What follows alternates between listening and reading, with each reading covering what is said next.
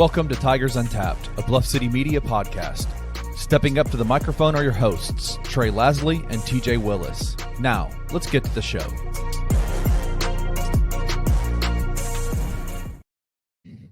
What it do, fam, bam. What it do? Episode 111 is live.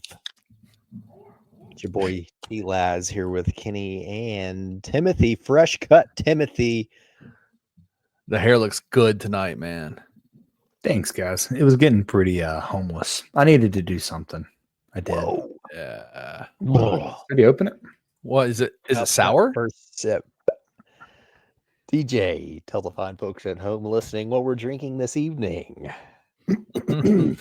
This would be the Hampline Guava Cabana Guava Sour. I'm not excited. Wow, we're drinking a guava sourpuss because of Yaxel being a sourpuss. Cheers never to excited. Yaxel.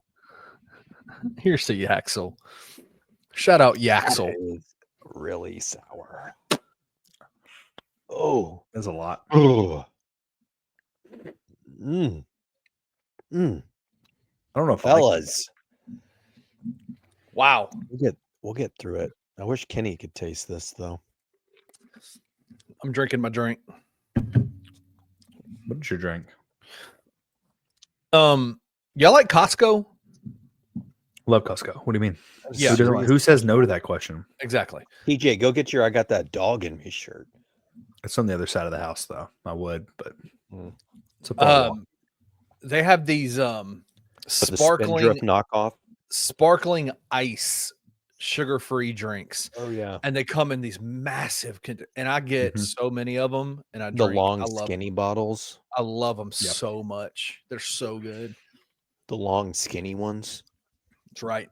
He says. What's your flavor? Get your mind out the gutter, TJ. I didn't right say with anything, those? dude. What's your flavor? that you The love to cherry, ride with? the black cherry is really good. Yeah. Yeah, Black it's You guys ever gone? To Costco? Yeah. yeah. No. And just gotten a chicken bake? You guys ever do the chicken bake? Yes, I've dude. literally never gotten one. They're I had so one the good. other day. It was They're pretty so good. It's like a chicken bacon ranch Yes. hot pocket. I used to work at Costco. I Did you get paid time and a half on Sunday? Man, Is that true? Let me tell you, Costco is a fan. If they want to be, I know they're listening. If they want to be sponsors of the show, they're more than welcome to be presented by Costco. But they are a fantastic place to work at. There are people. I have a friend who got a job in 1998 when it first opened, the one on Hacks Cross in Winchester. We were seniors. I think summer going into our senior year of high school, he started working there. Okay. He is still there. Hasn't left? He is still there, and he is making so much money. Like, there are people, I worked there from 2002 to 2000 and right before I left to go out of the country in 2007. And it is there are people that were there when I got there in 2002 that are still there. It's a fantastic, I mean, the insurance is great. The benefits, the pay, everything is awesome. It's a great place to work. What's he do for them currently? I couldn't tell you what he does now. He started off in the photo lab in 1998, but they closed all those down. Couldn't even tell you that they had photos. Yeah. Photo labs. Wow. I worked in the photo lab for a while. I worked in the tire shop and in the photo lab. It's fun. Tires. I used to get tires from Costco. Yep. I ain't got tires in a little bit though. The chicken bake is fire though. The chicken bake. Never had it. So, When I did go, I went last week and I was walking in and there was a double chunk chocolate chip cookie, untouched, also great, sitting in the middle of the parking lot. Somebody had dropped it. I felt so bad for them. those are really. Did you pick it up? It's almost worth picking it up, and I would have done it. It almost was, but I don't know. Like their pumpkin pie, phenomenal. If you're a pumpkin pie fan, phenomenal. Wow. There's no way that's true. 100%. Like over from in the bakery area. The bakery is so good. I will say, getting their like getting a cake from there is very good. Yes. The pizza. I mean, just buying a whole Great. ass pizza for $10. That's true. What are you We talking did that for a birthday party, and it was phenomenal. Spot on. Yeah, spot on. Fellas, we had a separation week success. And if you'd asked me about it at about 8 o'clock on Thursday, no, 7 o'clock because the game started at 6, we were off to a rough start. That Wichita State game, You could say that. they figured it out into the game on a 12-0 run, I think. Ended Yeah. up winning by 8, 61-53. But you were down at half. Mm. You were down by as many as, sheesh, what did we get down by? Like 10 or something? No, not that much. Yeah, we were down. We got down. The whole game was it was back and forth the entire game for the In the most part, right? second Don't make it half. sound like they made on a 50 Okay, point run. they got up 8 was their largest lead. I knew it was something like that. That made our 4th or 5th game in a row, I think, that we hadn't covered the spread in. Let's see, 1, 2, 3, 4. Yeah, it was our 5th in a row since FAU and Ole Miss. Wow. We hadn't covered the spread. It was just a disgusting game all around. You had 6 assists the entire night. Ugh. 20 turnovers. Ugh. It was a miserable game to be. I was there. It was miserable to be at. It looked miserable. 6 o'clock on a Thursday. I can't make it down that way. As a father of 2 under 4. But you got out rebounded 32-29 to Wichita State. It was an ugly game, but somehow they found a way to win. And that's all that matters. Ugly night from the free throw line. He shot 60% from the free throw line. How many turnovers was it? 20 turnovers. 20. And Wichita State was one of the worst teams in the country at forcing turnovers. And quite frankly, they didn't even really force turnovers on Thursday. It was us literally just throwing the ball away. All natural turnovers. No credit to be given to the Shockers on any of that. That was all just self-inflicted, disastrous basketball being played. But they figure out a way, almost covered at the end. They got up like 10-11 with a couple minutes left. You thought they might figure out a way to cover this. I think the spread closed at like 11.5 or 12.5. Yeah. But defensively, they look great. I think Wichita State went the last like 7.5 minutes of game time without hitting a field goal. You held them to 53 points. You turned them over 22 times. Yeah. Held them to 18.8% from 3. Not a bad night defensively. What? No, that's egregious. No, we're just laughing. 18%.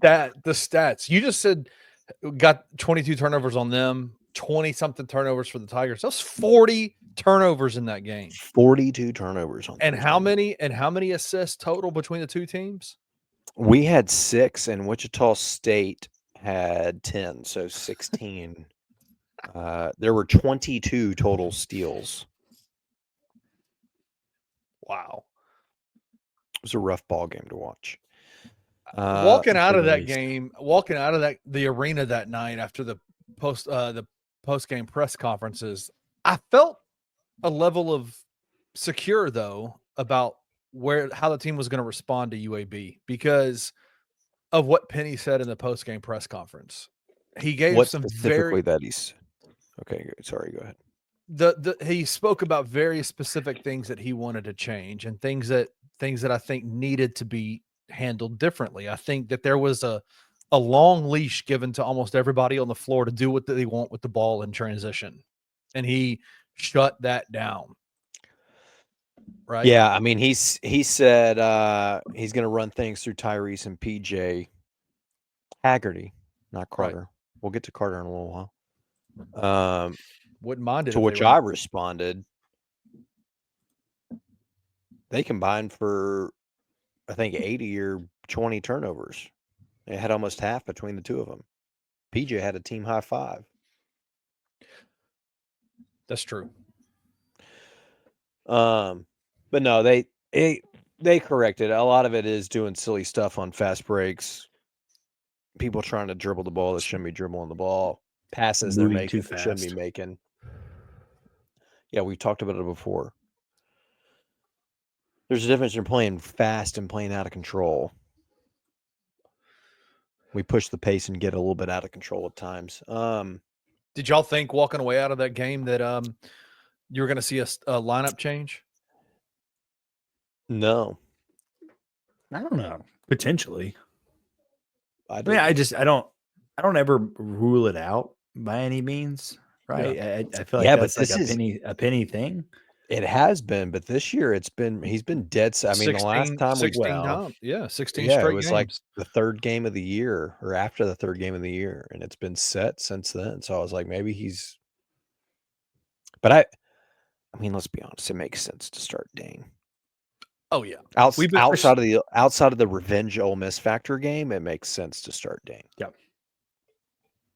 And that's not. I'm not being ugly towards Musa because I think he does some things well, but I think Dane gives you a little bit more of what you're looking for offensively.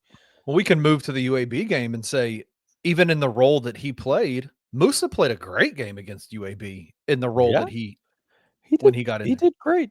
I will say real quick, you said coming out of the Wichita State game, you felt good about what you were going to get against UAB. And I'm going to say counterpoint, I did not. And there was one specific reason why, and it's because a comment that PJ Carter made in the post game where he said they were looking at UAB no differently than any other game. And I thought, well, shit, then that's not a good sign. It's not great. That's not what we wanted to hear.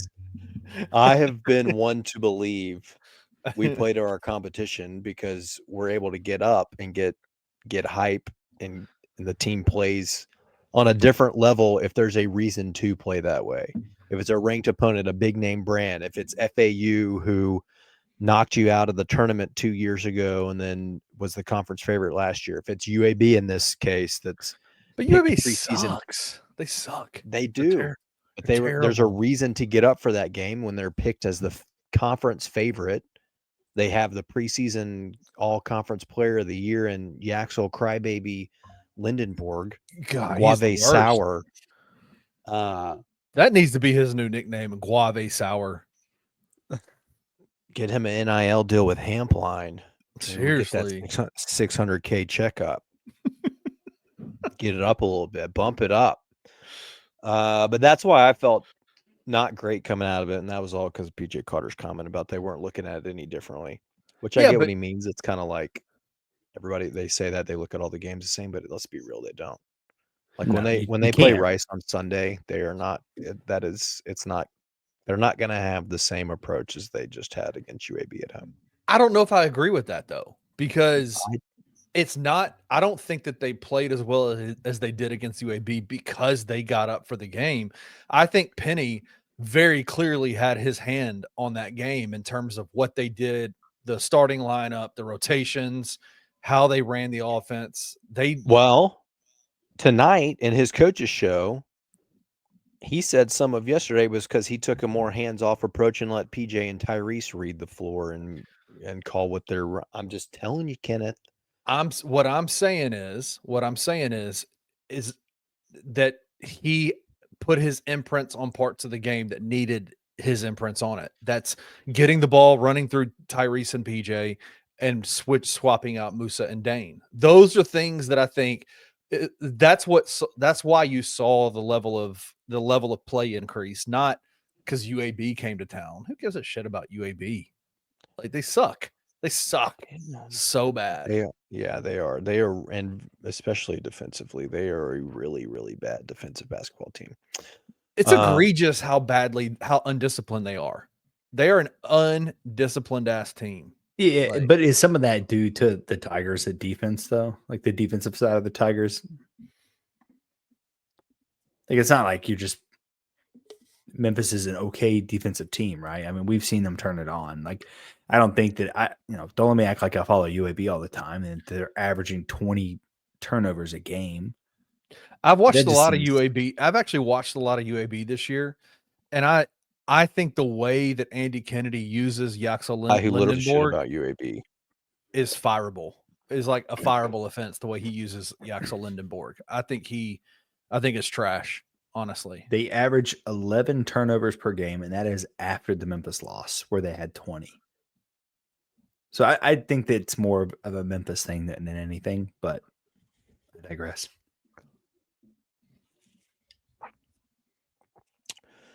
I don't know. Great game, though, yesterday. 177. You did what you needed to do. We talked about metrics last week. But those are the kind of wins you need, especially against the preseason favorite. But it didn't do anything for the metrics. I don't. Well, kind of. In this one granular piece, but you continue to do that over the next 5 weeks, and you bump up 2 spots every time you win by 15 plus. We're talking about something else. 15, they shot up like 15 spots points from where we're at right now. You're looking at the 25 range. I mean, how does Tulane beat Rice by 11 points and scoot up the net rankings by 18? Memphis beats UAB by damn near 30 and go up 2. Well, some of that is also because the separation between where Tulane's at in the net. Yeah, they're also. I don't know where they were. Where they're what 180 something, as you said. I made that up. I made up a number. I don't know that to be true. I'm filtering by conference, and for some reason, the net has put the American in our conference title. So now we're like, we used to be the first conference in the list, and now we're down towards the bottom because they added the Tulane is ranked 149, and previously they were 148. It says. Oh, mine's not updating. Do with that what you want. TJ, are you sure? I don't think that's right. I don't know. I'm just telling you what it says right now. I'm looking at NCAA.com. Yeah. Okay. You're right. But that was from today, so they dropped a spot, right? Yeah, I have a freaking API call on this thing to give me live feeds. No, this is through games yesterday. Okay. Yeah, they're 149, but the point is the difference between 150 and 100 is much smaller than the difference between like the 40th team and the 20th team. It takes a lot more for us to be able to move up that many spots being that high than it does for them to be able to bump up a couple. Yeah, I mean, I think if Memphis were to beat out Tulane, Rice, Tulsa, maybe Temple, if you get the double-digit wins over those teams, obviously at least 1 or 2 of them are going to have to be over 15 points. I still don't think they move that high. I mean, what are we at now? I mean, they probably won't. We're talking about 2 spots. 41 with each win. Yeah, we're going to move up 30. But that's what I'm saying. At the end of the season, max. you do that 6, 7, 8, 9 times, and I'm with you. Then you start getting somewhere. Obviously, that's probably not going to happen. We're not going to win our last however many games by 20 plus. I hope we do. That's probably not happening. But a hell of a game yesterday. Dane went freaking off. I felt like he should have been the MVP. PJ Haggerty gets American Conference Player of the Week. He was the Ken Pom MVP. He had, 23, 9 assists, 6 boards, 3 steals. Dane, though, on the preseason All-Conference Player of the Year. Had his congrats best game on your best game of your career. On your Lifetime Achievement Award, best game ever against Yaxel Lindenborg. Apparently with apparently it's nothing new. 20 nothing on that forehead, bruh. Oh Lord. Your boy Dane went 10 of 12 from the field, 1 of 2 from the free throw line. He had 21, 8, an assist, a steal, a block in 25 minutes. A technical foul, and then he also had a tea bag, which isn't statistically, they don't keep up with that in the stat book, but that is in the Tiger stat book for sure. I was curious if we were going to call that out. Oh, well, there's no way you can't. Felt all necessary. Over his head. The still shot images of that. Let's say the still shot are not doing him any justice, but literally incredible. Nick yeah. And he was talking. He was talking stuff to Nick the entire game. I'm sure he's chirping. He went home and couldn't sleep last night, thinking about our PA guy screaming, "Dane, danger, danger, danger!" So he started tweeting stuff. He's looking up his name in the search on the X. Started tweeting. Yaxel couldn't sleep. I loved it. I love chirping. I love it. That's the best. That is great stuff, man. Because I mean, even Dane said in the post game, he's like, I didn't know who he was. Like, I didn't. And the best part about that, do you think that's true? Like, yes, Dane is being sincere. You could tell in the way that he was like, I literally just hadn't read it. I just assumed that, and I believe him 100%. He said, I just assumed that it was PJ. I hadn't seen. I mean, maybe he's lying, but when he said it, I believed him. Yes. And he was just saying it. He didn't mean it disrespectfully in the way that I heard it. He was literally just saying, I had no idea. I had no idea. Which makes sense. Like, he's coming from the Big Ten. Why the hell would he know who the American preseason player of the year is? Like, I don't know. I just think being in the American, they probably talk about this stuff on the front end of the season, right? I mean, maybe, I don't know. Do you think they're like, I mean, he said he found out about it because it was in the scouting report, which I believe. So I'm like, would they have talked about Yaxel being the preseason favorite for player of the year before this week in preparation for the game? Probably not. Well, I think that's truthful. No. Yeah, but I think at the beginning of the year, when all these awards came out, and Memphis is like, oh, how many of our guys are on there, right? Because these things are constantly getting tweeted out or X'd out, whatever the word is there. I don't know. It just feels weird that he somehow dodged that. I don't think he dodged it. He was just saying, like, I just didn't realize he was the conference player of the year. And then it's also hilarious that Yaxel tweeted at him what he tweeted. Like, congrats, bro, on your career game. And it's like, dude, he literally did it on you. Literally, figuratively and physically on your head. It was on that's you. not the chirp you think it is. Like, he did it like to you. Like, yeah. So what is that saying about yourself? Yeah, it's super. It was a weird chirp. Like, it was like, I know you think you did something there, but I don't think you did. Yeah, he thought that tweet was tough as hell. With a heart and said, see you soon. Okay. I don't know that you want to see Dane soon again, because you were getting some national love for beating up on some scrub ass teams and your coach saying you're the hottest team in the country right now. And then you came in and ass waxed for free. That game should have been sponsored by Ghoul Spa for the waxing we just did to your ass. Trey cut out there for a second on my end, so he came back and he's like, waxing ass. Goulds. That's what happened. Goulds and waxing ass. Was the sponsor. Well, I'm sorry that you guys missed that because it was good stuff. I bet I'll be able to get it. All right, final thoughts from UAB. I have one. It was a stripe out game. I know that it's noon on a Sunday, but the crowd was disappointing to me.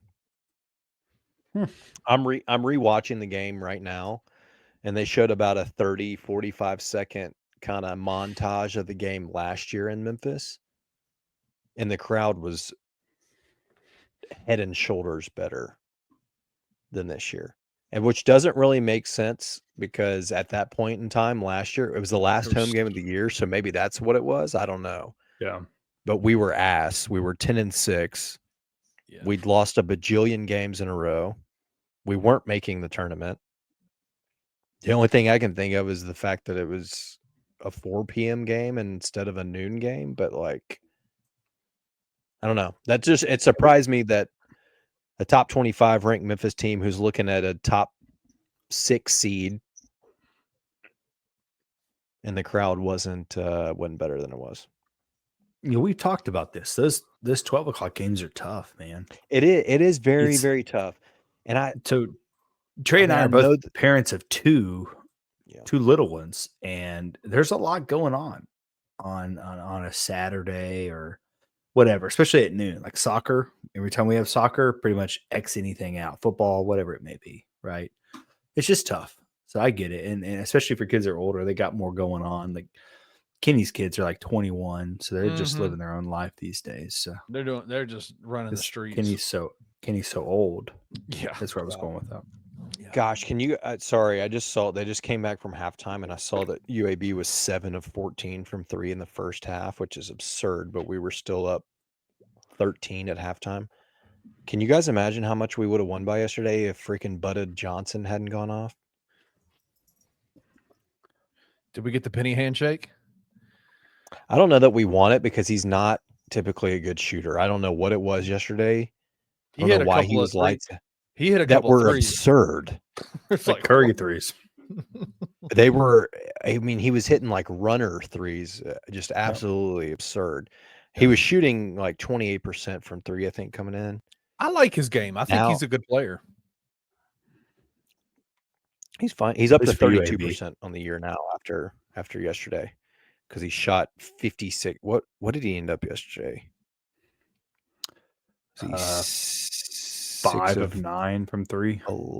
5 of 9. He had a career day. I said that initially too, Kenny, and I'm like, should we give freaking Ephraim the handshake treatment? But I mean, maybe so, because his first 2 years, his freshman year, 22-23, he shot 38% from 3. Hey, if y'all like the danger, what about Butta? Butta would be cool. Butta would be cool. Except for he wouldn't be screaming Butta over and over. He'd be screaming Johnson, which is just nobody wants to hear that. I don't know. Maybe we should do it. He was just kind of having an off year because the previous 2 years he shot well. About 38% from 3 and then 36% last year. He said an off year. After one game, he had one good game. He had an off year. I just meant coming into yesterday, he was shooting less than 30% from 3. He's that's a down year compared to 38% 2 years ago. It's Andy Kennedy, man. Dude's maybe we get the Butta handshake in there. Can I just tell you how wild is it that UAB, their 2 coaches for their 2 main programs are 2 of the most obnoxious, goofy, bald-headed, like goofball. Like, come on. Yeah. What happened to UAB? What happened to our they had a good football program with Bill Clark there. They had a decent basketball program. Now look at them. It ain't been decent in a while, though. Let's be real. Scum of the earth. They weren't that good last year. You think they're good? Who, the basketball team or football team? Basketball team. They won the conference tournament. They were in the NCAA tournament last year. They got hot at the right time. Went farther than the Tigers did. That's self-inflicted. That's our fault. Because we were cold. No, they were good 3 years ago when they had what was that dude's name? Jelly or whatever. Yeah, the little guy. I know who you're talking about. Yeah. Except for they didn't make the NCAA tournament. I think they made it to the NIT championship. They had that dude that the Grizzlies signed for a bit. I don't know if he's still on the team anymore. Oh, Jameson. Trey Jameson. Yeah, Trey Jameson. Yeah. Yep. Which I didn't think he was anything special in college, but he's not anything special in the NBA. He's just big. Oh, I know he's not. He's just big, and he's making a roster. I mean, that's more than a lot of other people can say. That's a good point. I mean, it's like Tarek. You don't have to be great just to make an NBA roster, right? Tarek just got to do the right things. Tarek Black could play. Tarek could play. Are we about to get into this, dude? Where is Tarek these days? He's running. He's doing some camps and stuff now. Really? In Memphis? I don't think so. I'm looking up where he is. A football player is coming up. Also looking that up. Yeah, I also fell for that. I didn't know there was more than one Tarek Black out there. He had a game. He had a game yesterday. I don't know if he's playing for Grafenstande or if he's playing for Lion Villeurbanne, but he had 8 points, 2 rebounds. Looks like it. He's still playing? Wow. Yeah. Congrats to Tariq, man. Yeah, he played 12 minutes, had 8 points, 2 rebounds, 2 assists for Lion Villeurbanne. They had a 95-70 win over Grafenstand. Grafenstanden. I'm assuming this is German. I have no idea. Yeah. They played at the Astrobale was the venue for yesterday's match, which is actually, sorry, TJ, it is in France.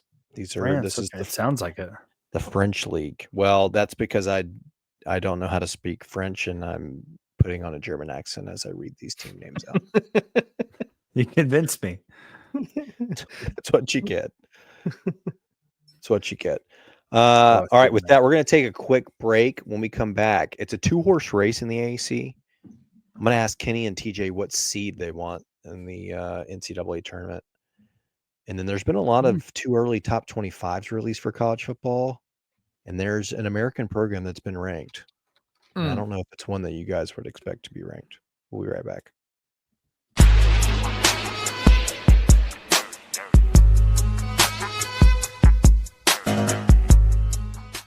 I pride myself on being a pretty positive person when it comes down to the Grizzlies. McKinney, something happened to me, bro. And I still think I'm optimistic. I'm not going to say I'm particularly pessimistic, but I'm just not as enthused about things as I once was for this particular season. Why are we winning games and I'm not excited outside of in the moment? It's just like the air has been personally knocked out of me. And I don't know what it is. And I think the main thing is coming into the season and even early in the season with the talent we have on this team, guys who haven't played a game like the GGs, the Vince Williams, those type of guys. Right. I thought that we were a team that in my eyes could be a team that could compete for an NBA World Championship. I just don't think that anymore, bro. And I'll say the main reason why. It's coaching. It's coaching. Like, I don't think that we're a team that's going to be coached well enough to go deep into the playoffs. Tune in to The Anthony Sane Show, Wednesdays and Fridays at 12 p.m. weekly on the Bluff City Media YouTube channel.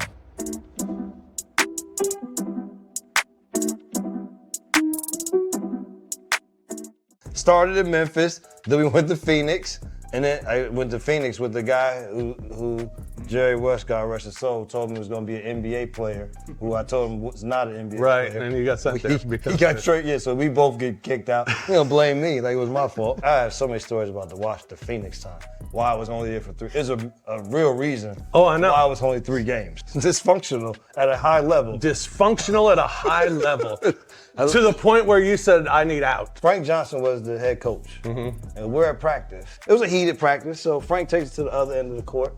Why don't y'all let y'all play and let me coach? And bro, in the next breath it was, you can't coach. Because you can't coach. Damn. So my buddy, Matrix was he just said it and stood there. I was like, oh damn. Wow. This shit ain't good. Tune in to the Night Court Podcast with your hosts, Rob Fisher and Brevin Knight, on the Bluff City Media YouTube channel.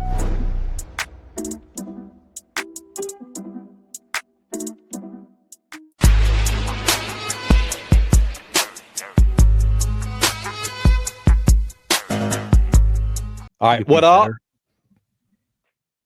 We back. Fellas, it's a 2-horse race in the American. Mm-hmm. And fortunately for us, we currently hold the tiebreaker. And there's no game being played down in Denton, the home of Seth Hennigan. 6-1 and 6-1 between us and North Texas. I don't like it, honestly. I'd like a little bit more of a cushion. I'd like at least a half game cushion. 1 would be nice. 4 would be nice. I feel like North Texas is going to like somehow win the league, and that makes me sick to think about. Interesting. I mean, at Wichita State, so their next handful of games at Wichita State, UTSA, at UAB, Tulane, Rice, Tulsa. They could use that. Nothing in there. UAB game. They were down 24 at home to UAB. So, well, what I'm saying, nothing in there that is an outright for sure loss by any means. There is no for sure loss in it. You say that. No. You say that. They're literally Ken Pom favored in every game the rest of the way. Well, that sounds familiar. I think we've been there before. Yeah, we are as well. And we were. And I guess when we that's lost how it to works Temple. out. Then we have the tiebreaker, so there's nothing to worry about. We just got to keep winning. We can't drop any games. Well, and I would also say the Tigers have played the best teams in the conference so far. Like they've already played them all. Like, right? They UNT, UAB, Temple is up there. Yeah. And you played them. You played FAU away, who's up there too. Right. Yeah, but they had FAU away and Temple away still on their schedule. Yeah, you played Temple away already. You've played UAB at home. You played North Texas your one time. So yeah, I mean you've played this is a big week. We got Tulane on the road. Yeah, Ken Pom's got you an 8-point favorite, 77% chance to win. And then have y'all watched much of Tulane this year? I haven't. They're so bad. They're so bad. Don't say that because it's going to be a down to the wire game on Thursday now. It might be because Ron Hunter, Ron Hunter gets. He is Penny's kryptonite for some reason. He is the Navy in Annapolis to Memphis to Ryan Silverfield, right? Ryan does not lose to Navy except for this one year he did. So that is a horrible comparison. Well, no, like didn't Mike Norvell lose like every single game? Oh yeah, he and Fuente never beat Navy. And in Annapolis, I should say. When Navy was terrible. I wouldn't say they were terrible. Fuente faced Keenan Reynolds, who's NCAA leader in rushing touchdowns. Big week though. You got 2 away games at Tulane. Kenny says they suck, so it should be a breeze. And then if Tulane should be sucks, so easy, then fried rice is horrid. So I mean, these are 2 games you should win. At Rice, you're 83% chance to win, favored by 11. If you can pull out both of those double-digit wins, 10 plus, I'd say that's a real good week. And then you come home, a real kind of tune-up game because you want to talk about a bad basketball team. This is by far the worst team in the conference in Tulsa at home on Wednesday. And then Super Bowl Sunday, you get a revenge factor against Temple at home before the big game. And you need to handle business against Temple at home. Yep. So we had separation week already. We beat UAB's ass. We've separated. Now we just gotta keep on chugging along, and hope North Texas takes a loss here or there. Yeah, you guys keep talking about how bad Rice is, or would you say putrid? Did you call him putrid? What was your wording? Yeah, something like that. Something like that. Yeah, atrocious, I think, is what I said. Atrocious. Yeah, something like that. We played a pretty bad basketball team from the American not that long ago, and it wasn't the blowout we thought it was going to be when we played Charlotte. Sure. I thought that was going to be a game. Hold on. We were up 20 with like 3 minutes left. Yeah, brother. That's fine. It didn't end up that way, did it? 46 free throws. Congrats. Excuse. That's all I'm hearing. You didn't. They won. That's my point. Look, they almost they didn't points away from covering. I didn't say they didn't win. They won. Well, I don't even remember what it was, the score, but it was a lot. They were up pretty high, and they did give some points away, and that's fine. But it was definitely a game where that showed, and it goes back to Tulane to Temple as well, that Memphis is good at times at losing some of these games to teams that they shouldn't. And I know we beat Charlotte. Don't take it that way. I'm not saying we're going to lose to Tulane or Rice or Tulsa. I mean, I wouldn't Temple again, but to lose at Tulane, to be honest. Yeah, no, Tulane's a little different. I think that'll probably be like a 3 or 4 point game. I think that one's going to be pretty good. But it's the other teams that you guys are saying that are awful that I'm like, all right, dude, you're gonna jinx us. You're going to Kenny's jinx the one that us. said Tulane's awful, not me. And Jaden Hardaway's not walking through that door to Fogelman Arena to save us again. Remember that night he went off when we had like 7 players available? That one game, yeah. Yeah. Was that 2 years ago? Anyway, big week. Yep. Continue to separate yourself. Did you say North Texas has at Wichita State, right? And then who else do they have this week? UTSA. That is a joke. Yeah, Okay. but I mean, but then they play at. Dang, they got a tough little stretch here. yeah, there's a little run there. That's not. Play Wednesday, Saturday, Monday at UAB. So they're playing their 3rd game in 5 days, basically, and it's at UAB. So, and let's not forget UAB. Why is there an American game on a Monday? Let's not forget UAB is the hottest team in the game right now. Oh, not anymore. I got to restart that hot streak. Restart it. All right. If we keep cruising through with the auto bid, there's a lot of bracketology going on. I've been looking at bracket matrix. We're as high as a 3 seed on some of these. We're as low at. You guys want to take the guess at who has us? Not who, but what our lowest seeding currently is. Our highest is 3. Somebody has us as a 3 in their bracketology. What is the lowest 7? seed somebody has us? I'm going to say a 9. It's the Memphis 7. way. Not bad. 9. Also, I could understand it. There's a couple 9s. Someone has us as an 11 seed, gentlemen, today as things stand, which seems egregious. Absurd. I mean, that is, I don't know how it's happening. Who I was does it? texting Do they have our a buddy name on there? Jonathan Yeah. earlier about it. Yeah, it is. Let me find it. Let me get to it. Do you know what they have St. Mary's as? I need to know. St. Mary's has not played a single quad 1 game. They are 5-3 way. in quad 2. No, I'm just telling you. St. Mary's in California. Quad 1? No, correct. They are 23rd in the net, 17-3 overall. On the net, let's look at quad. 0 for 0 in quad 1, 5 for 3 in quad 2, 4-0 in quad 3, 8-0 in quad 4, and they are 23 in the net. Wow. Screw the net. Screw the metric. Make it make sense. It doesn't.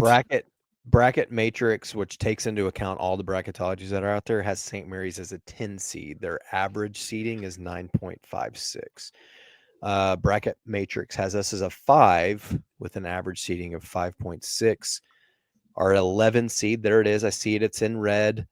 It is from INCC, which is nccstats.com. This is a real old looking website. It is updated though, because it says last updated Jan 27th, 2025. But they've got us as an 11 seed. Just to make sure that it's updated. They have us a 10, gentlemen. We've moved up as the auto bid in the American. Let's we have moved up to a 10 seed. just to confirm, that is not the International Consolidated Companies Inc., right? No, it is not. It is some trash website that Yaxel Lindenborg has probably put together for his senior project. He's so salty. Stop being salty, bro. So back to the original question. If things ended today, if you could pick, we'll say we're somewhere between a 3 and a 7. What would you take? If you could pick what seed, you'd want a 3. Give me a okay. 3. Let's make it between 4 and 7. 5. A 4. Is that? Give me the lowest seed 4. possible. Hear me out. I'm leaning like a 6 seed. Yeah, I mean 6 is fine too. I think 5 or 6 is better than the 4. 4. So 4 and 5 are essentially the same. Right? I mean, you get a double-digit seed your first game, and then you're playing an equally equivalent team the next game. Yeah, I guess that's fair. You're either playing if you're the 4, you're playing the 5. You're the 5, you're playing the 4. The problem with the 4-5 is then the second weekend you're more than likely facing the 1 seed. With the 6, right? That's why I feel like you see 6s make runs to the Final Four all the time. I think we're obviously, I think we're better than a 6 seed. So I think we'd be a real dangerous 6 seed team, if that makes sense. Right? You still in the NC2A, you still open up, you're playing a double-digit seed. That is Then interesting. you're playing a 3 seed. Yeah. Who, according to Bracket Matrix right now, would be like Kentucky, which I mean, that's not ideal. They just lost, Kentucky, but I still don't want it. Kansas, Kentucky, Purdue, or Houston, which I probably don't want Houston. I would take Purdue. I'd probably take Kansas. Kentucky's, Kansas. I don't know. It depends on what it depends on what Kentucky team you're getting. Kentucky's very good. Very good. They are very good. Here's the problem with the 6, though, is you're likely going to end up with a Dayton or someone like that you're going against. But there's also here. I don't want part of that. The other part of that is 3s lose sometimes. It's true. The 314. Yeah, that is when you think about teams that make long runs, I think about teams that lose in the first round. There's always a 3-14 loss. Yeah.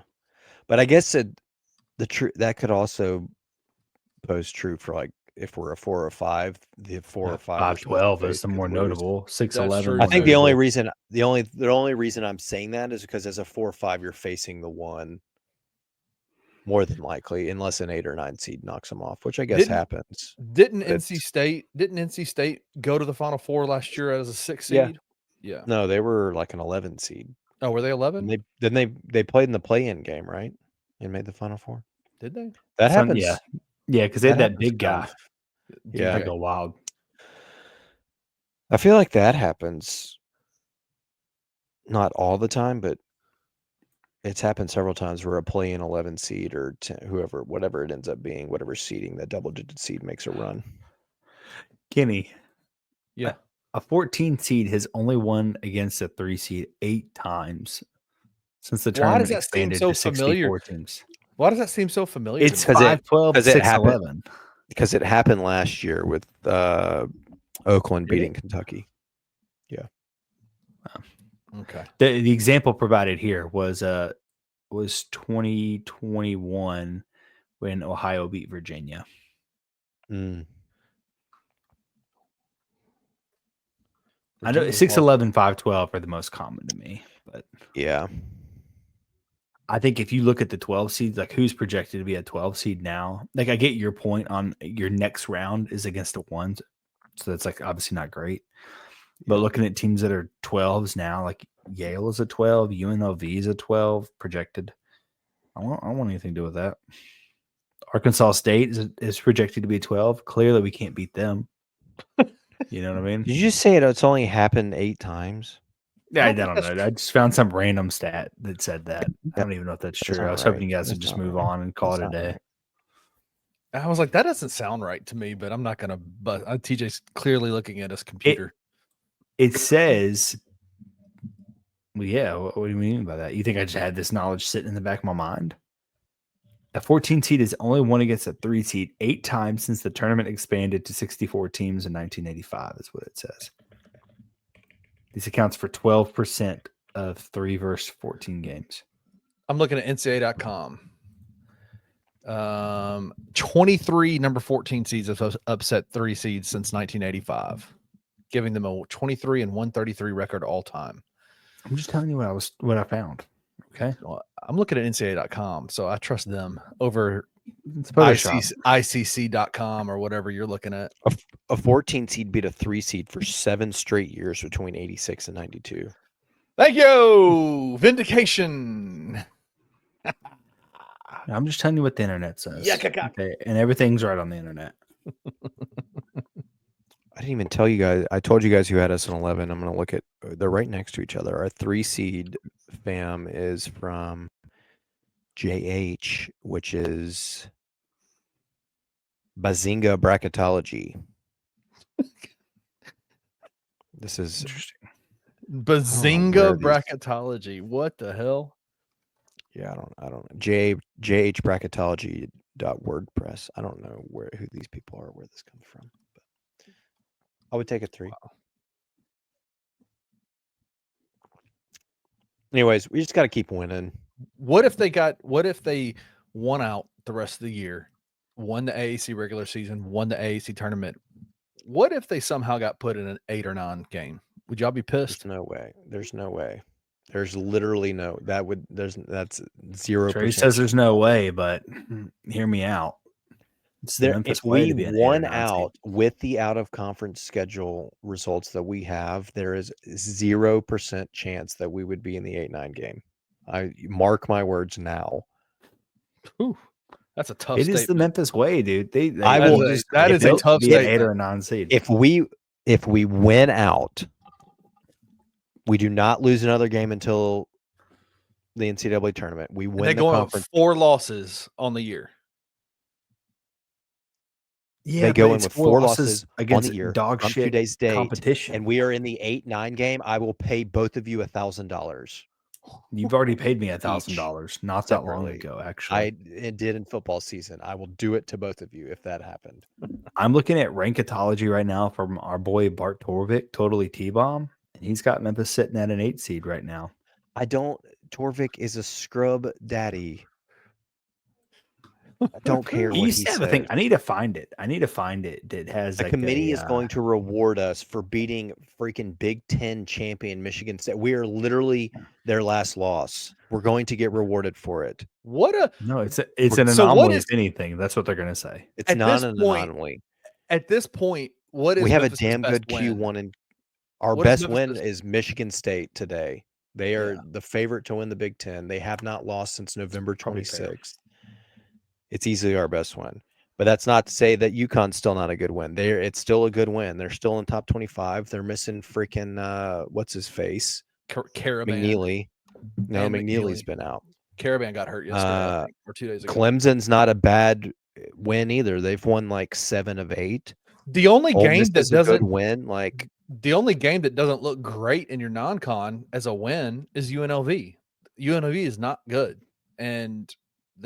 but I don't even know what you thought. Like that was more of a tune-up for Maui, thought right? That they could be, but there was some talk about them being able to be like up there they're in the Mountain West.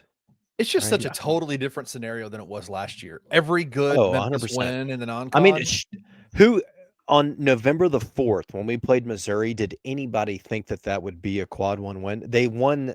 They didn't even win a SEC game last year, did they? No, they were 0-15 or 16 last year. And it's a freaking quad 1 win at home. Yeah. I mean, that couldn't have worked out any better. So I don't think that there's any, if we won out from this point forward with 4 losses with the out of conference schedule results that we've had, I would say that we're probably a 4 seed. Did you say Memphis lost 4 games to 4 trash teams? Is that what you said, TJ? No, I said we're going to win out against trash teams. You're projected. Look, hear me out. You're currently sitting at 5-2 in quad 1, 4-1 in quad 2, 3-1 in quad 3, and 4-0 in quad 4. You're projected with no change in quad 1 wins. You're going to pick up 1 quad 2 win, and they project 1 quad 2 loss. That is going to be, they think we're going to lose to UAB is what it says. The big jump is you're going to go from 3-1 in quad 3 to 10-1 in quad 3. So you're going to win 7 more quad 3 games. And this is my problem, is that you're not going to have a good resume at the end of the day. If you look at it comparatively versus, if they win out, they're not going to have a good resume. Kenneth, hear me out. No, because if you compare this resume to any other team in years past, literally you could look back to last year, and this says comparative against who is this? Nevada of last year, who was a 10 seed. I understand they were 26-8. Where we'll be what, 30-4? Is that right? Yeah, after the conference tournament. Yeah, after the conference tournament. 30-4. It deserves better than an 8 or a 9 for sure.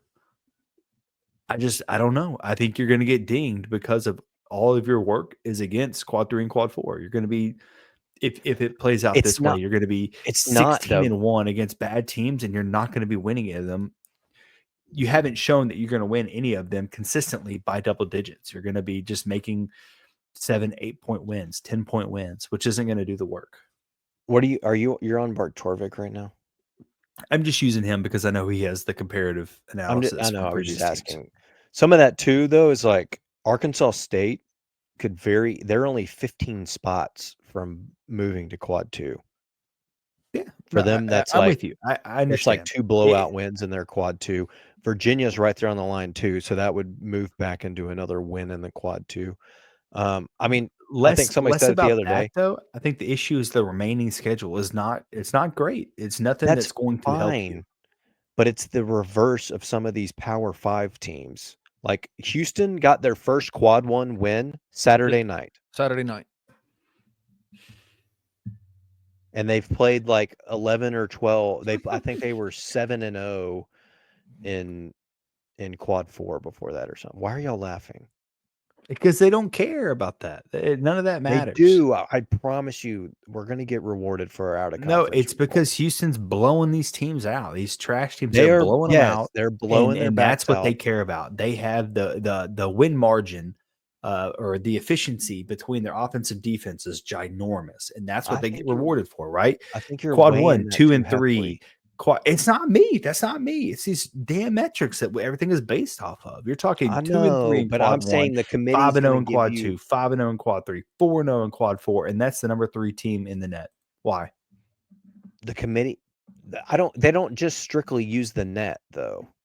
It's a combination of a lot. They're not ignoring things. it, and our resume metrics are very good. Our KPI, our RPI. I mean, RPI is not a real thing anymore, but our wins above the bubble, all that stuff is up there. Yes, it's a combination of the two, and our predictive metrics aren't great right now, but there's still time if you continue to try to win by 25 like you did yesterday, where you can get some of that corrected, and then you have very good resume metrics because if they continue to win. You beat the Big Ten plus, champion. You beat UConn's ass. You beat Clemson's ass. You beat Missouri and Ole Miss.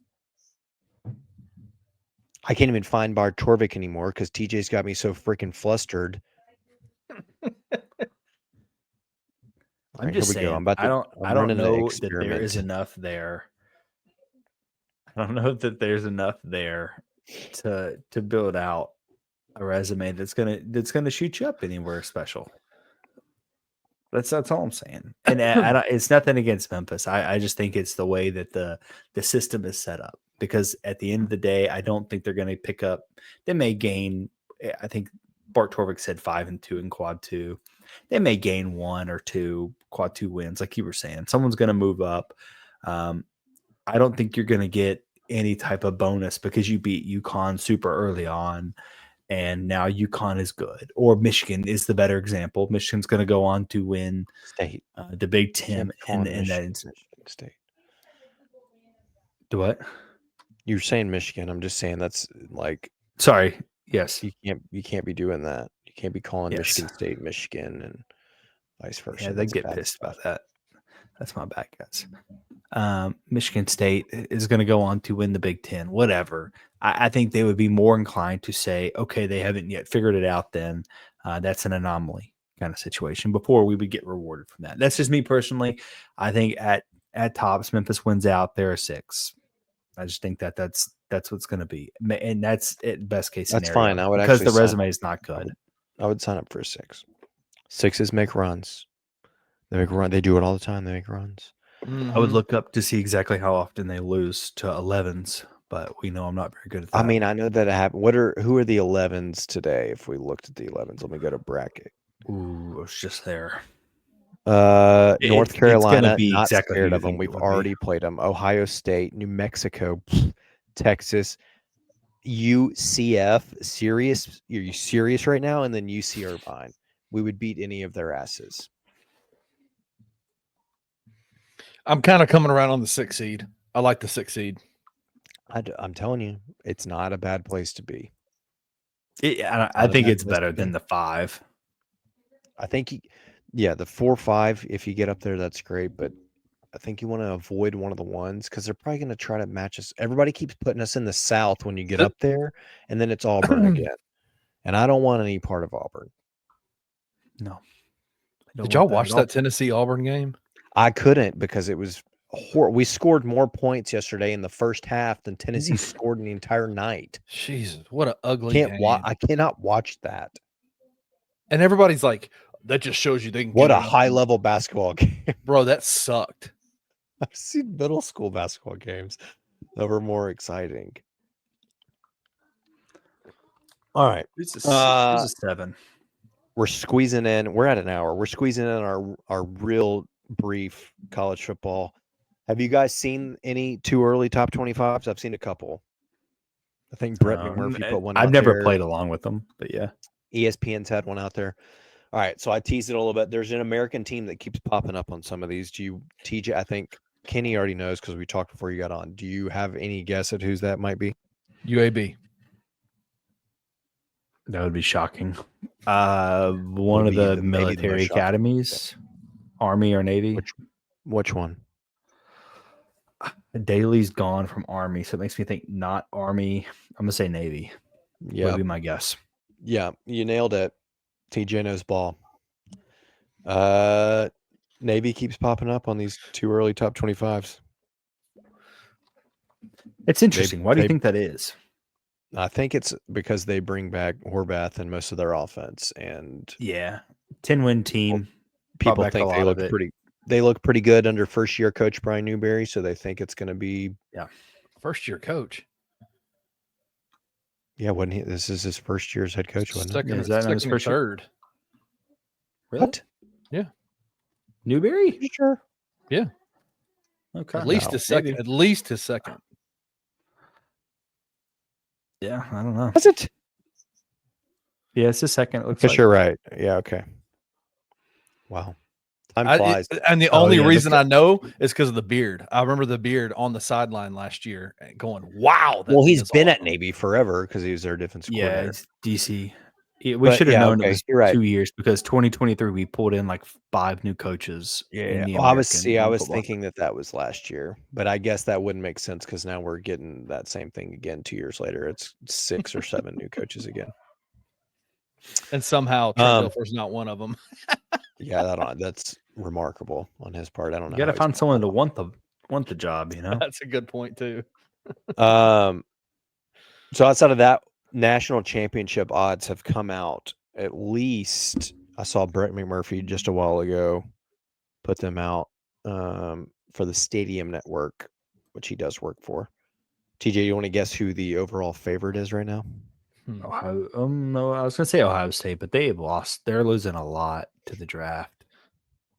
They got a gazillion dollars to spend. They can get it back. Yeah, but Texas makes more sense because you're pulling back 2 quarterbacks that are both really good. Maybe, I guess Texas is right. What Texas you were just leaving? Fourth at plus 700. You should have gone with your gut. It was Ohio State at plus 500. Was it Ohio State?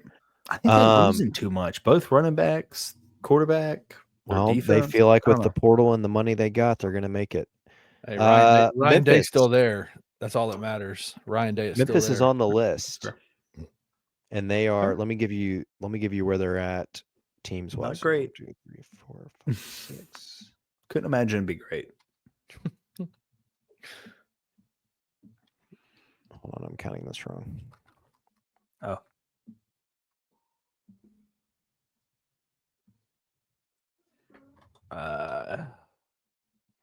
Kenny, how was your day today while Trey does this math? My day was great. How was your day? Okay, we're tied for 22nd best odds. Do you want to guess what those odds are? I don't know if I know a number that high. We're in the likes of Arkansas, Duke, Houston, Michigan State, Oklahoma State, UTSA, Vandy, Virginia. I'm calling my father-in-law and making fun of Arkansas. Y'all are in the likes. Y'all are in there with Memphis. That's going to be a big game that third week of September. That'll be fun. I can't wait implications. For that. We are 1,000 to 1. 20. TJ, I was going to say 2,100. I'm about to do it right now. What's the harm in putting a $1 down and then they do it and you win 1,000? I think there's two more would make it $2,000. Lucrative options out there.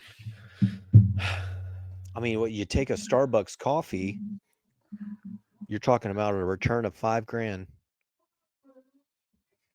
You can't just throw a Starbucks coffee on the chance of us winning a title. Let's go. You know, I like my coffee, guys. I'm not. I would love to see what the American title odds are. Anyway, thought that was interesting. It does seem really low, or really. I don't know which way you mean by that. Low. Well, I would have assumed it would have been 2,400 or something like that. Favorable, like $1 to win 24. Wow! Actually, breaking news on DraftKings, the Wooden Award, so best college basketball player betting market is out. There is a Memphis player on this list. Well, of course there is. Whoa. Congratulations, Dane. He has They saw the teabagging. They saw the teabag and said, give him his money.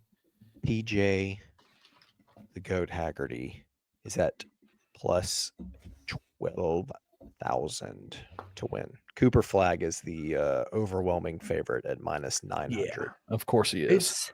It's weird that it's been a big man the last couple of years, hasn't it? Yeah. Edie won it twice. Is it Janai Broom? Is Janai Broom up there too? He is second, but he's plus 360. Oh wow. Wow, Cooper Flagg is way up there. Jeez, yeah, man. he's a heavy favorite. Has a freshman ever won Player of the Year? Yeah. I don't know. That's a good question. I'd Google it, but it'd be wrong.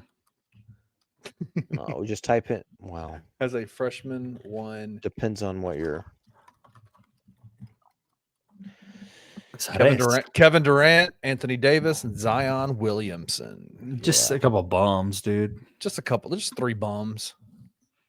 Freaking bombs. Good old Dookie getting a bunch of freshmen winning. Did you say how fun is that? No, he did not. Obi Toppin won as a sophomore. Paige Beckers won as a lady for the women's as a freshman. I don't like women's no more. Anyway, thought that was interesting. I'm going to go throw a couple dollars on Memphis to win a college football national title. And TJ doesn't Trey Burke won? I don't remember that. Really? He was damn good. That was the year they went to the title, wasn't it? Trey Burke was awesome for Michigan. He lost to Louisville. I don't remember him winning it. But, yes, you're correct. Wow, Doug McDermott won it. I forgot about that. Dougie Buckets, dude. He was good. We're talking good stuff. That was back when Jimmer. That was back when you could be white and good at basketball, though. Because that's when Jimmer was winning, too. Gosh, whatever happened to Jimmer? Played for the 3-on-3 U.S. Olympic team. Who just got absolutely embarrassed. Crushed. Tyler Hansborough, man, we had a solid run 2008 through 2014. Blake Griffin, he counts for us. No, he does not. No, it counts half. I think in a racial draft, I think we would get Blake Griffin. I think that's only fair. It counts. Ask Anthony. I think he would give us Blake Griffin. Frank Kaminsky. Hold on, I'm going to call Anthony right now. I think we would get him. Just throwing it out. I mean, there. it's up to him, right? Did he just mute us? I don't think that's how. Yeah, I think so. But we have to hear the conversation, Kenny. Yeah, what are we doing here? Let me tell him he's going to be on air real quick. I'm trying to talk to him. He doesn't know. We need the rawness of it, unfiltered raw footage. Can y'all hear him? Anthony, say what's up. What's up, yeah? Hey, it's Anthony Sane show. Hey, Anthony, we're doing a Wooden Award winner basketball racial draft. All right. So our question Hey, is, sound like my kind of stuff, bro. yeah, do we?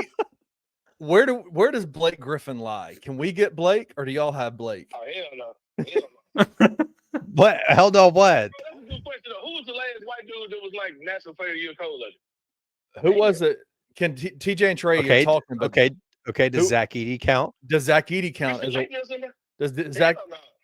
We don't get Zach. Why? Either? He's half. White dog, Zach Edey. That's In true. appearance or mannerism. Come on, bro. Okay, then fine. If that doesn't count, then it was Luka Garza, the kid from Iowa. Luke Garza from Damn. Iowa. No, he's Mexican, bro. So ain't no white man last ain't no Gaza. Ain't no.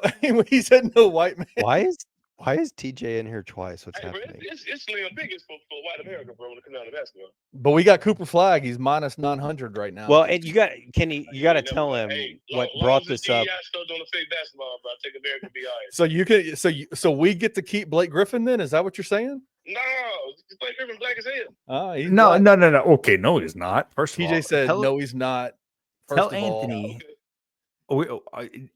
Put the Naismith player aside. We'll give him Isaiah Hartenstein if we can have Blake. So who y'all?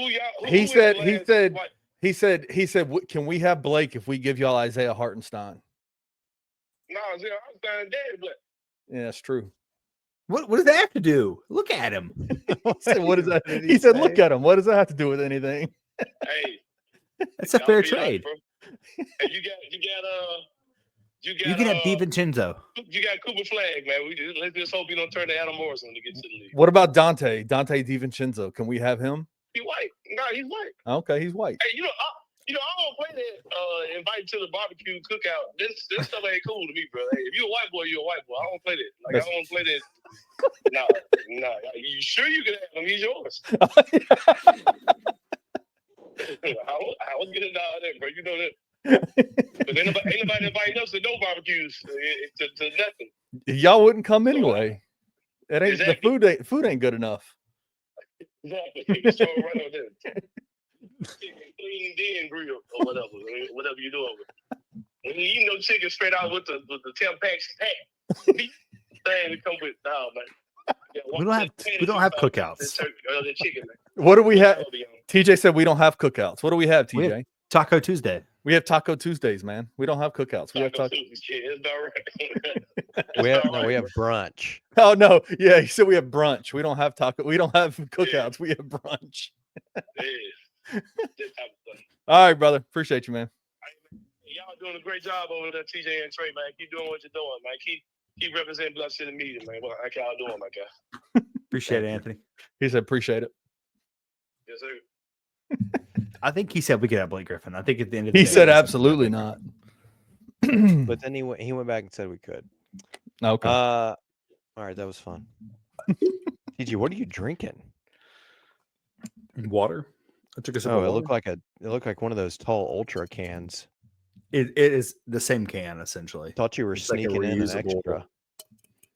No, it's a reusable metal water bottle. I don't know. Oh, well, with that, let's get on this guava cabana. I'm gonna be honest. It was pretty gross at first. It kind of grew on me a little bit. It's always the sours always hit like that. The very first one is overwhelmingly sour, and then you get I mean, it wasn't great. acclimated to it, and it's good. I thought We it was took good. the nectar of the tropical gods and threw in a little strawberry. Oh shit, pear. TJ! Yeah, there it is, dude. I was wondering, my cheeks heated up a little earlier, and that's why I started drinking the It's water. happening again. Did It's you? not as bad. Oh no. You definitely look flushed, though. Yes, I you This is do. amazing. You can't tell the lighting that I have set up over here, but I was like, my Oh, cheeks are dude, getting you a little gotta red, start so I started reading. hitting water. It's so damn hard just to find a beer that we haven't done, dude. This is hard enough. Threw in a little strawberry death and pear. It's like that rare, non-annoying ukulele tune. Sweet, layered with obvious sour notes. It feels like a whatever, dude. Why am I reading this? I need to go to the hospital. I can't believe it. Again, this is twice live on air. We found out the beer had strawberry. It wasn't as bad as the last one. The last one had its cheeks The last puffed. one, you were, The last one was bad, but I also didn't have any water with it. I don't know how much strawberries used in here. Is it feel like you strawberry need, like, flavoring? Is it milk. real strawberry? I feel like water's just going to spread it around. I don't think milk and beer go together, and I think the cops should be called on you. That only works for spicy stuff. I guess. What What do you say about I this? ended up can? liking this. It's whatever. I mean, it's the Yeah, same. It's Hamplon. I mean, I'll give it to him because he's playing a ukulele. He's got the fruit basket balanced on his head. He's wearing a lei. I do like the kind of background that's in there. You see, they got sort of, I don't know if that's palm leaves or whatever, but I'll give him that. I can't tell you what that is. But I don't know. It's another Hamplon can, so we're going like 6.5, which actually seems kind of high. But I'm feeling generous. It seems kind of high for me. It is the same thing. I do like the little basket on his head, honestly. Put that in perspective there. I don't know, it's whatever. It's better. There's more colors than they usually add. I'll add that in. It's like a 6.3, maybe. I don't know. It's the same thing every time. That feels right. It feels All right. right, I'm going to say, beer. of the sours we had, this is probably one of the better ones, to be honest. It feels weird drinking this in January because it is like it should be like hot outside. You should, like it said, it should be at a beach party or even a brunch or cookout if we're with Anthony. Makes me want to be on an island somewhere. But it's good. It's of the sours we've had, I say it's up there as one of my favorite. I'm gonna go like 7.1 on it. Wow. Shout out to the guava sour cabana. You gave another sour. We did like a 7 something. It was the blueberry. I like sours. It's just, you got to get past the initial sip and then like the 2 after that, and then you're golden. But it hits on strong initially. I don't love it. That's all I'm saying. I think with the sours, like it's gonna max out at like a 6.5 for me, no matter what. Because I just don't love sours. But probably the first 2 sips for you on a sour. It is. The first 2 sips, maybe I was like 4.3. Like it was down there, right? Yeah. I'd say like a 6.5. So it's not bad for a sour. That's a maxed out sour for TJ. It is a maxed out. Ladies and gentlemen, if you're gonna get a sour, try this because TJ maxed it out. That's basically a score of a 10. That's a perfect score on a sour scale for Timothy. It's true. It is what it is. So Hamplon's figured it out with this guava sour. Yeah. All right. Big week ahead. I need to see 2 Road Warrior posts from the social media team this week. That's what we need. Just some shirtless dudes on a plane. You know what I mean? Keep separating. Separation season. Let's go. Come back next week. Bring cold beer and stay for the hot takes. Peace. If you enjoyed this episode of Tigers Untapped, leave a rating and a review wherever you download your podcasts.